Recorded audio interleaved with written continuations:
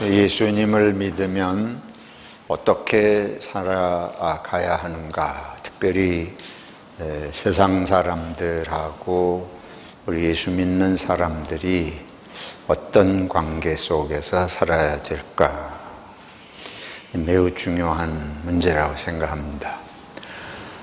예수 믿으면, 한국에서는 예수 믿으면 직장에서 일 끝나고 일과 후에 회식을 한다든지 할 때 예수 믿는 사람들은 술을 안 마신다. 또 예수 믿는 사람들은 담배를 안 핀다. 이제 한국은 선교사님들이 한국에 와서 처음부터 교회 다니는 사람들에게 금주, 술을 금하고 금연, 담배를 피지 않도록 아주 강조를 했습니다.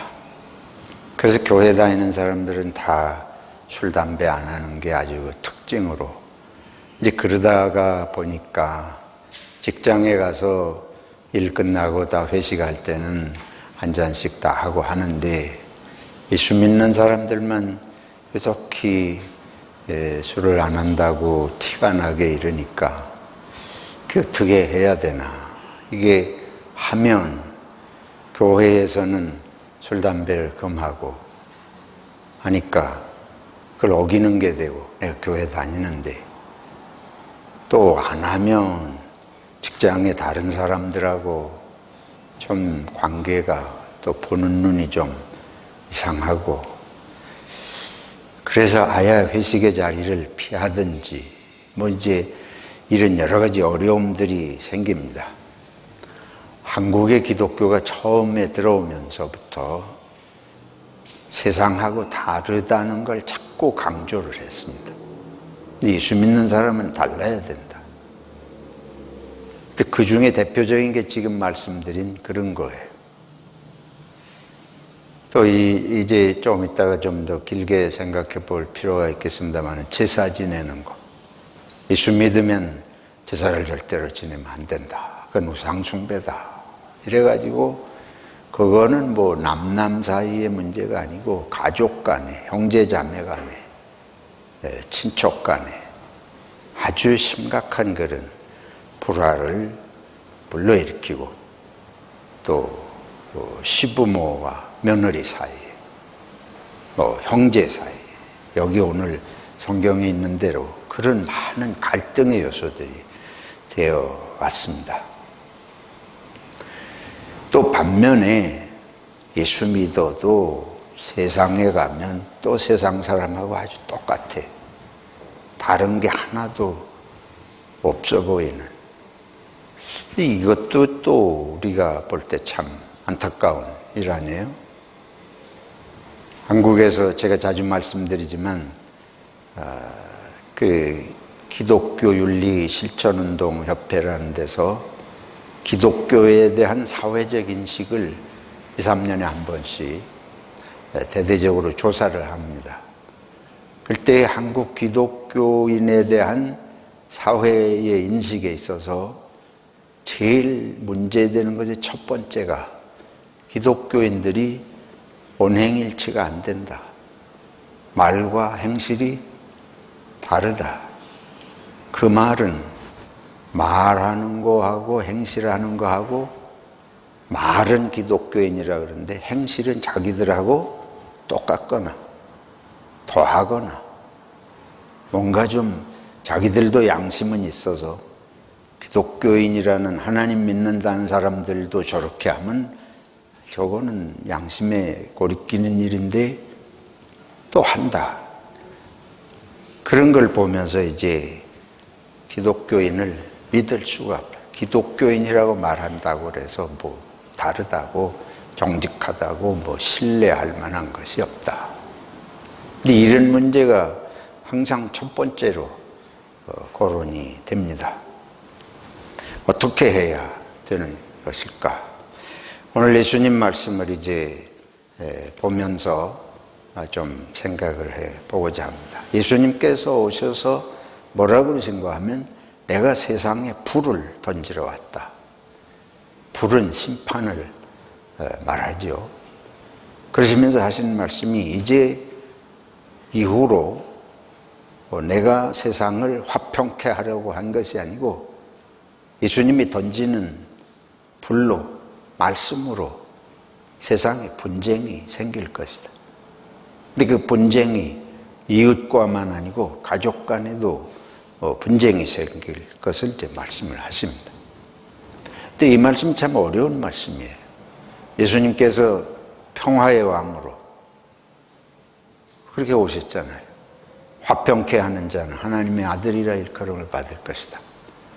주님 자신이 평화를 위해서 오시고 우리들이 평화하라고 말씀하셨는데 여기 분쟁케 하신다고 하는 말씀은 이게 예수님 자신의 말씀에 서로 모순이 되는 그런 말씀같이 보여서 참 어려운 말씀입니다. 근데 이 말씀을 하시는 뜻이 무엇일까? 예수님께서는 하나님의 나라의 삶의 원리를 이제 말씀하시고 우리들에게 보이시는 삶을 사셨습니다. 근데 우리들은 이 세상은 하나님의 말씀에 거꾸로 된 삶을 사는 요소가 너무 많은 거예요. 그러니까 하나님의 나라의 삶의 원리를 말씀하시면 이 세상에서 우리들이 원하는 대로 살던 방식하고 맞지 않으니까 이게 벌써 내 속에 먼저 갈등이 생깁니다. 남하고 갈등 생기기 전에 내 속에 나 먼저 이게 고민이 돼요. 내가 원하고 사는 방식은 세상 모든 사람들이 살아가는 방식하고 대부분 비슷해요. 나도 욕심이 있고, 나도 돈도 더 벌고 싶고, 나도 높은 자리 올라가고 싶고, 그러기 위해서는 거짓말도 하고, 속이기도 하고, 별로 그런 거 생각 안 하고 그냥 내 중심으로 살아가잖아요. 그런데 하나님의 말씀을, 하나님 나라의 삶의 원리를 들으면 자기를 부인하고 심지어 자기 십자가를 지고 원수도 사랑하고 이런 말씀을 들으면 이게 갈등이 안 될 수가 없지 않습니까? 내가 살아가는 방식이 이게 충돌이 일어나서 내 속에 분쟁이 일어나요. 내 속에 갈등이 일어나요. 예수님과 나 사이, 말씀하시는 예수님과 나 사이에 심각한 문제가 이 정말 저 예수님의 말씀을 내가 있는 그대로 받아들여야 되나? 저렇게 말씀하시는 예수님을 따라가고 믿어야 되나? 이게 갈등이 생기지 않을 수 없습니다. 우리가 세상에 전도할 때에 많은 사람들이 그런 갈등을 느끼기 때문에 예수님을 받아들이기 힘든 기독교를 선뜻 자기가 받아들이기 어려운 것들이 바로 그런 문제라고 할 수 있겠습니다. 둘째는 우리들이 예수님 말씀대로 안 살면 그냥 사이좋게 지낼 수도 있을 거예요. 같이 거짓말하고 같이 사기치고 같이 남 중상모략하고 그러고 그냥 편리한 대로 때에 따라서 그렇게 살아가면 그냥 좀 지나갈 것 같은데 만약에 우리가 예수님의 말씀대로 살려고 하면 항상 좋게 지내기 어려워요. 뭔가 생각이 다른 지점이 나와요. 내 생각, 나를 위한 생각 이전에 예수님 말씀대로 하려고 그러면 예수님을 모르고 그 말씀이 관심이 없는 사람하고는 어느 지점에선가는 반드시 생각이 다른 지점이 나오게 됩니다. 나하고 관계없는 사람들이야 그렇겠지만은 직접 관계 있는 사람 사이에 어떤 일을 놓고 행동을 결정해야 될 때에 이게 분명히 다른 판단을 하고 다르게 행동할 수밖에 없는 함께 어울리기 어려운 문제가 분명히 생기잖아요. 제사 문제에 있어서 예를 들어 가지고 성경에 우상을 섬기지 마라. 우상에게 절하지 말라. 그러니까 아주 직접적으로 보면 귀신에게 절하지 말라. 귀신에게 제사하지 말라. 이거 어떻게 해야 되나? 그래서 한국 교회에서는 그거를 아주 딱 끊는 식으로 대처를 했기 때문에 천주교도 그랬고 개신교도 똑같습니다. 제사를 우상숭배로 봐가지고 기독교인은 천주교인이 됐든 개신교인이 됐든 전부 제사를 안 지내는 쪽으로, 그거는 10계명의 1계명을 첫 번째를 어기는 것으로 이렇게 가르쳤기 때문에 엄청난 갈등이 생기는 거예요. 보통 심각한 일들이 아닙니다. 1700년대에 천주교가 한국에 들어왔을 때는 전에도 말씀드렸습니다마는 그것 때문에 사화가 6번이나 생겨요. 기독교 이 천주교인들이 박해를 받아가지고 수많은 사람들이 죽어나가는 일이 바로 그 시대에 이 제사 문제 때문에 생긴 겁니다. 다른 문제가 아니에요. 제사 문제 하나 때문에 아주 심각한 그런 천주교 박해가 생겨나고 천주교에 순교한 대부분의 문제는 바로 그 문제예요. 한국 개신교가 들어왔을 때는 이미 그런 시기는 좀 지나서 순교하고 뭐 이런 박해하고 이런 거는 좀 이제 2조 말기에 개신교는 들어왔으니까 그게 그렇게 심각하진 않았지만, 그러나 가족 간의 문제는 보통 심각한 일이 아니에요. 그건 지금도 계속되고 있는 문제 중에 하나입니다. 이제는 많이 제사 풍속이 바뀌어서 좀 달라지긴 했지만 아직도 그런 문제는 여전히 기독교의 문제 중에 하나로 이렇게 이어져 오고 있습니다.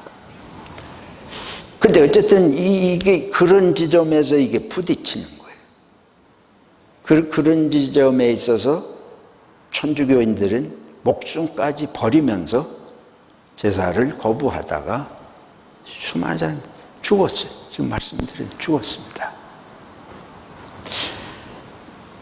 그거에 대한 거 조금 이따가 더 생각을 해보지만 어쨌든 이렇게 어떻게 할 수 없는 지점이 분명히 있는 거예요. 예수님의 정신을 가지고 이제 하는 일들이 그렇게 아주 극단적인 문제도 있지만은 사실은 이 교회가 그렇게 하면 안 되는 문제들이 너무 많아요. 이게 좀 엉뚱한 얘기 같지만 한 예를, 이런 문제도 있습니다. 제가 옆에 어떤 교회에 장로 권사 세우는 이제 초청을 받아서 순서를 맡아서 갔는데 거기 이렇게 순서지에 제목이 뭐라고? 장로, 장립, 권사, 취임, 축하 예배, 순서 제목이 그래요. 그래서 영어로도 장로는 오디네이션이라고 그러고 권사는 인스톨레이션, 이런 용어를 따로 썼더라고요. 이 사실은 권사제도는 한국에만 있는 거예요. 한국 교회만 있습니다. 권사는 여자를 장로 주지 않으려고 만든 제도가 권사제도예요. 성경에 권사라는 말도 없잖아요. 성경대로 한다 그러면서 성경에 없는 권사를 하잖아요. 그게 성경대로 하는 거예요. 성경에 없는 걸 뭐 만들 수는 있어요. 권사라는 자체가 문제가 아니고 문제는 뭐냐면 남자만 장로 되고 여자는 장로 안 되고, 그런데 뭔가 줘야 될 것 같으니까 뭘 만드는 거예요? 권사를 만드는, 이게 성경적이냐 그 말이에요. 그때 한국교회에서 해요. 왜 그렇게 하냐?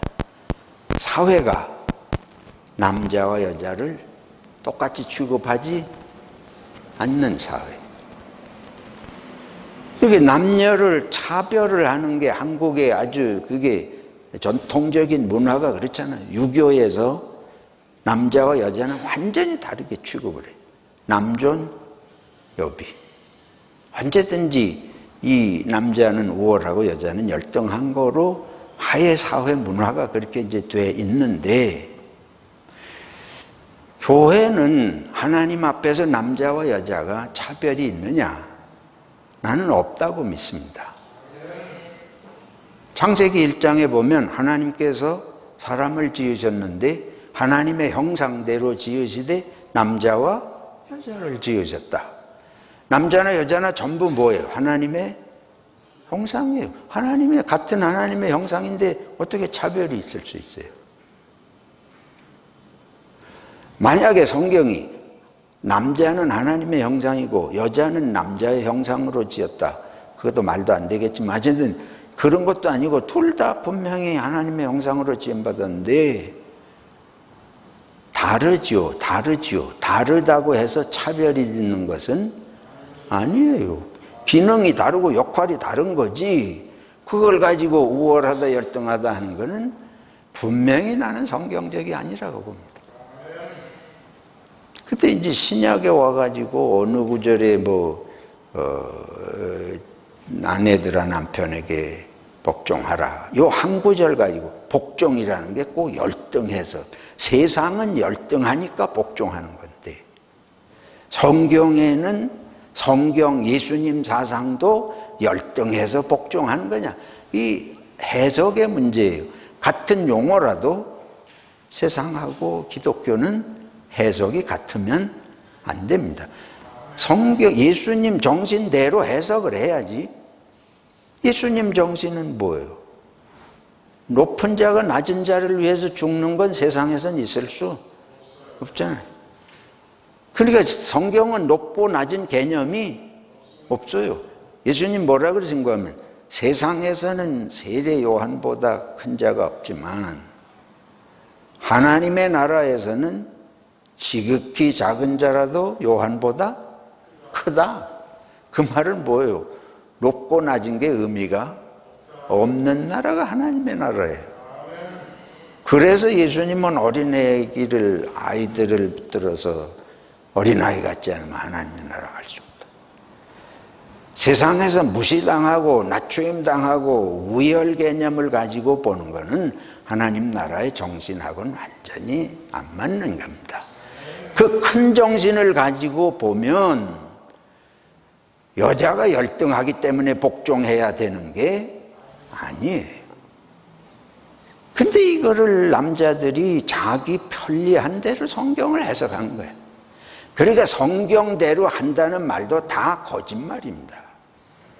성경을 자기식대로 해석하는 거예요. 자기식대로 성경을 말하면서 자기가 성경대로 한대. 그런 일이 부지기수예요. 그러니까 이런 경우는 세상하고 달라야 돼요. 세상에서는 남녀를 차별해도 교회 안에서는 남자도 같이, 남자나 여자나 같이 장로하려면 같이 장로하고 권사하려면 같이 권사해야 될 줄로 믿습니다. 그게 세상하고 다른 점이지. 어떤 때는 우린 세상하고 달라야 된다 이래 놓고 이런 거는 또 세상이 하는 대로 해. 그리고 그 세상하고 붙은 거 아니에요? 그렇잖아요. 그 세상은 누구예요? 내 속에 있는 세상을 버리기 싫은 거예요. 남자들이 만드는 거예요. 남자들이 이래다가 우리 마누라가 겨울르면 어떡하나. 그거 싫거든. 언젠가는 찍어 눌러야 되는데 뭔가 내가 예수 믿는다 그래가지고 그것 때문에 내가 힘이 없어지고 내 하고 싶은 걸 못하고 이런 게 사실은 밑바닥에 그런 게 싫습니다. 우리 본성입니다. 그래서 정말 세상하고 달라야 될 때인데 오히려 세상처럼 하고 오히려 세상이 하는 것들을 좀 깊이 귀담아 듣고 눈여겨봐야 될 텐데 또 그런 거는 또 거꾸로 가기도 하고 이런 것들이 지금 혼합이 되어 있습니다. 제사 문제가 나는 그 중에 하나라고 봅니다. 제사는 중요한 것이 있습니다. 뭐냐면 이건 부모님에 대한 공경이 기본 의미예요. 유교 사상에서 가장 중요한 게 효예요. 누구에게 효합니까? 부모님에게. 부모님을 공경하는 게 인간이 되는 첫 번째. 부모를 공경할 줄 모르면 그건 아예 인간 시작도 안 되는 거로 가르치는 게 유교예요. 유교 정신이 다 옳은 거 아니지만, 근데 성경에 부모를 뭐 하라 그래요? 공경하라 그러잖아요. 부모를 공경하면 장수할 것이라고도 말씀을 하십니다. 성경에. 하나님께서 축복하실 것을 분명히 말씀하고 있습니다.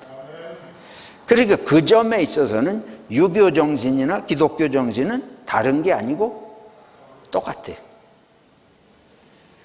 그러면 제사를 무조건 틀어막을 일이 아니고 제사의 기본 정신은 같다. 그런데 유교에서 하는 제사가 부모님에게 효하는 것 이상의 요소를 담고 있습니다. 그게 뭔고 하면 돌아가신 부모님이 귀신이 된다고 믿는 거예요. 이 유교에서는. 그래서 돌아가신 조상 귀신에게 제사를 하는 거예요. 이거는 우리 기독교 정신하고 맞지 않습니다. 그거에는 그 조상 귀신에게 절을 하고 제사를 하는 거는 우리하고는 맞지. 우리는 오직 누구에게만? 하나님께만 경배하고 하나님만 제사하고 하나님만 섬기라. 뭐 제사라는 말은 똑같대요. 로마서 12장에 보면 하나님께 어떤 제사를 드리라? 산제사를 드리라.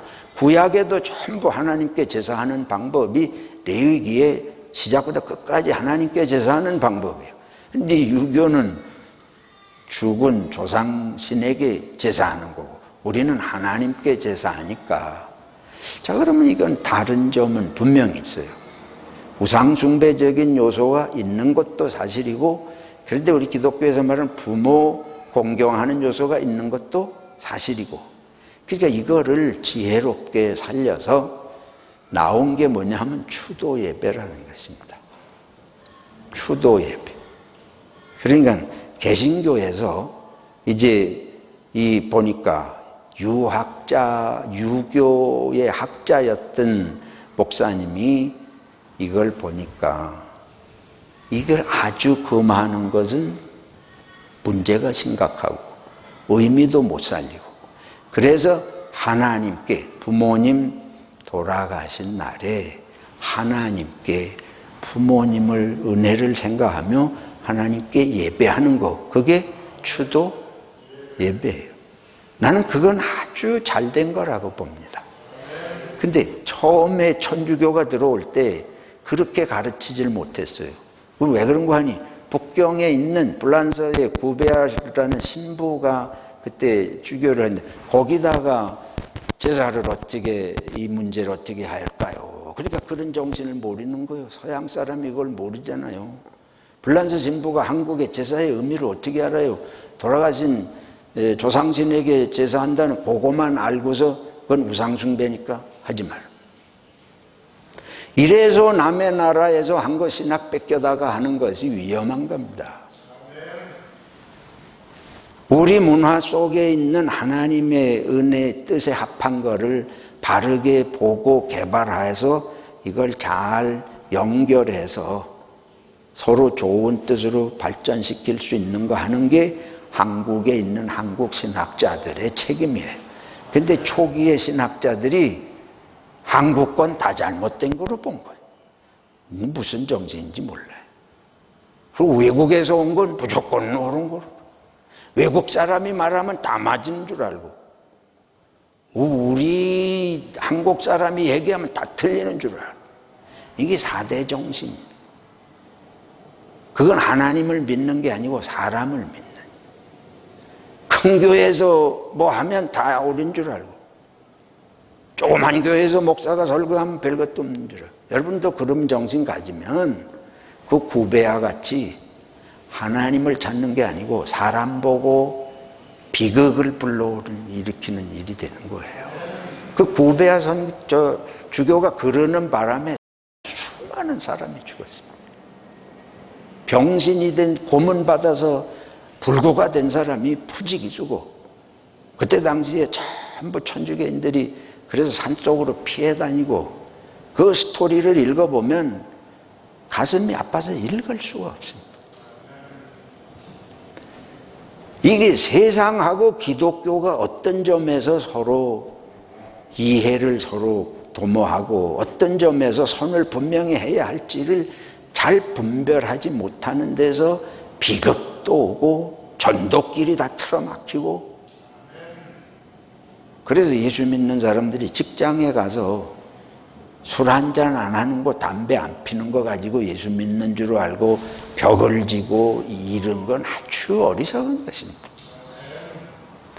중요한 거는 근본 정신을 아는 거예요. 그러면 근본 정신이 뭐냐? 이 뒷부분을 얘기하겠습니다. 뒷부분에 이제 예수님께서 분쟁케 한다.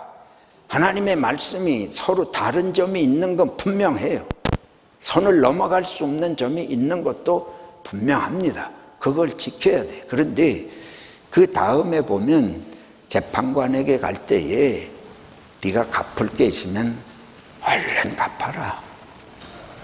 안 그러면 네가 재판관에게 넘어가 가지고 감옥에 갇힐 수도 있고, 이게 이제 마지막 날을, 심판의 날을 생각하시면서 말씀하시는 건데, 그러면서 한 말씀 하신 게 뭔가 하면 화해하라, 화해하라. 이웃하고, 이웃에게 갚을 거 있으면 빨리 갚고 뭐 하라? 화해하라. 여기 우리 주보에 제목 있는 대로 영어 성경에는 try hard to be reconciled. 화해하기를 아주 열심히 하라는 거예요. hard. 힘을 다해서 하라. 이건 무슨 말씀이냐? 우리가 이웃, 기독교인이 이웃에게 돈 안 갚아가지고 욕을 먹어서는 안 되는 거예요. 원망 살릴 그런 거 해서는 안 되죠. 이웃과 최선을 다해서 화해하고 화목하게 지내려고 해야 할 줄로 믿습니다. 예수님은 원수도 사랑하라. 그래서 직장에서 예수 믿는 회사 사장님이 직장에 가서 직장에서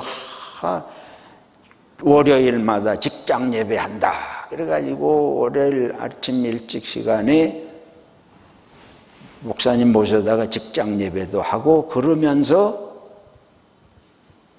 직원들 알려먹고 세상에 정직하지 못한 물건을 생산하고 뭐 이런 일은 또 서슴없이, 이거는 기복신앙이에요.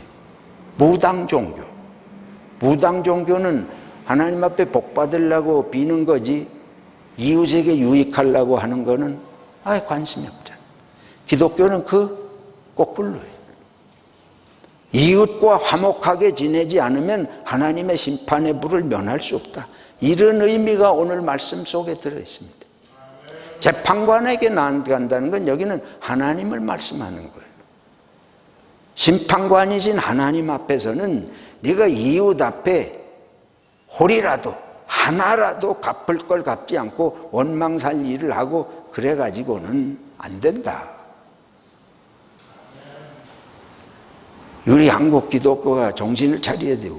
제가 무교를 자꾸 얘기하는 것은 우리가 거꾸로 복을 받는 게 먼저가 아니고 복은 이미 주셨습니다. 또 하나님이 다 약속하셨어요. 우리는 이웃에게 선한 존재로 인식될 수 있도록 사는 게 중요합니다. 나가서 어떻게 살든지 말든지 예배당에 와서 하나님께 기도만 하면 하나님은 좋아하시는 하나님이 아니시다. 다른 교회와의 관계도 마찬가지입니다. 신천지 같은 그런 기성교회에 들어가가지고 사람들에게 잘하는 것처럼 했다가 어느 날 홀랑 뒤집어가지고 교인 싹 끌고 나가. 그걸 산옮기기, 산옮기기. 교회 전체를 뒤집어서 그런 식으로. 그게 완전히 도둑놈이고 사기꾼이고 마귀지. 그야말로 용서하시고 들으세요. 그게 어떻게 기독교가 어떻게 그럴 수 있습니까? 그게. 그런데 기성교회들도 조금만 교리가 달라도 원수시하고 비판하고 그런 태도는 바람직하지 않습니다. 그래서 우리 교회에서는 여기 소망교회 신앙 원리에 여기 그런 거 제가 일부러 어디다 넣습니다. 사회의 본이 되는 생활을 하며 교회 간의 관계를 해치는 일을 삼가합니다. 아주 중요한 거예요. 뭐 내 교회만 잘 된다고 다른 데서는 신앙생활 못해도 우리 교회 오면 잘합니다. 그런 게 있을 수 없습니다. 그건 악한 정신입니다. 그래서 결론입니다. 우리가 안 믿는 사람들 앞에 사과하는 거, 그거 뭐 자존심 상한다고 사과하는 거 안 하고, 우리도 잘못했는데 용서 구하는 거 안 하고, 그건 안 되는 거예요. 사과할 때는 서슴없이 사과하고, 잘못한 거 용서도 구하고, 그래서 화목하게 지내려고 해야 할 줄로 믿습니다. 그 노력해야 돼요. 자존심, 내가 예수님이 우리 위해서 십자가까지 지셨는데 우리들이 좀 겸손한 자세로, 그래서 예수 믿는 사람이 잘못했다고 자꾸 그 실없는 것 같을 정도로 미안하다고 잘못했다고 그거를 죽기로 안 하려고 하는 사람들이 있어요. 가정에서도 마찬가지예요. 이웃과의 관계에서도 마찬가지예요. 잘못했다 그래서 잘못될 것이 없잖아요. 어떤 사람은 잘못했다 그러면 지가 옳은 줄 알고 위에 겨울나서 그러겠지만, 그래도 뭐 그런 것 때문에 안 할 필요 없어요. 우리는 우리대로 예수 정신으로 잘못은 잘못대로 인정하고, 교회에서 특히 그렇게 해야 할 줄로 믿습니다. 우리 한국 사람은 저부터도 한번 고집 부리기 시작하면 죽을 때까지 고집을 부리는 거예요. 그래서 이게 갈등이 이게 없어지질 않아요. 우리가 작심삼일이 도움이 되는 때가 있어요. 한번 미워도 사흘 이상 미워하면 안 됩니다. 성경대로 하면 하루 이상 미워하면 안 돼요. 내일 다시 갑자기 사람이 이상한 것 같이 보이는지 몰라도 그래도 잘못했다 그러는 게 난 예수 정신이에요. 고집 부리고 맨날 며칠이고 10년 후에도 지 옳은 소리만 하고 이런 식으로 하는 거는 하나님 보시기에 합당하지 않다. 그 하나님 앞에 심판받을 일이다. 이게 성경이 말씀하는 것입니다. 사랑하는 성도 여러분, 저나 여러분이나 예수 믿는 사람들이 우리가 어떤 때는 이렇게 하면 체면도 손상되고 그럴 수도 있긴 하겠지만은, 체면 손상 때문에 하나님 앞에서 이 화해하지 못하는 모습으로 살 것이 아니고, 교회도 그래. 교회에서도 어제 저 사람이 저랬는데 내가 그 나쁜 것만 계속 기억하고, 이번 주도 가서 말 안 하고 다음 주도 가서 지나가다가 휙 하고 돌리고, 우리 교회는 그런 분이 전혀 없으리라고 전 생각하는데, 그러고 싶어도 획 하다가도 아유 아니지 이러고 반짝하고, 그게 사는 길 아니에요. 그렇게 해가지고 손해볼 거 하나도 없습니다. 주님께서도 기뻐하시고, 그래서 세상에 나가서 좀 자존심 내려놓고 화해하기를, 화해하는 거, 이 세상하고 화해하면서 지내. 그러나 어느 지점에서 내가 정술 마시지 않으려면 잘 설명을 하는 거예요. 나 예수 믿어서 술 마시면 안 됩니다. 이렇게 그냥 뭐 그렇게 자르기보다 내가 좀 나 술 안 마십니다. 그냥 내 건강을 생각해서 안 마시고, 여러분 오해하지 마세요. 나 여러분 정말 좋아하고 그런데 이해하세요. 그러고는 뭐 혹시 입에 잠깐 대는 척 하든지, 그러면 또 저 목사가 또 마시라 그랬다 이러지 말고, 이웃하고 이런 것 때문에 관계 나빠질 일이 아니에요. 관계 좋은 게 중요해요. 그러나 그렇다 그래서 이 믿음의 원리를 포기하는 또 이것 바람직하지 않고 늘 성령께 기도하면서 지혜로운 우리 신앙생활이 되어야 할 줄로 믿습니다.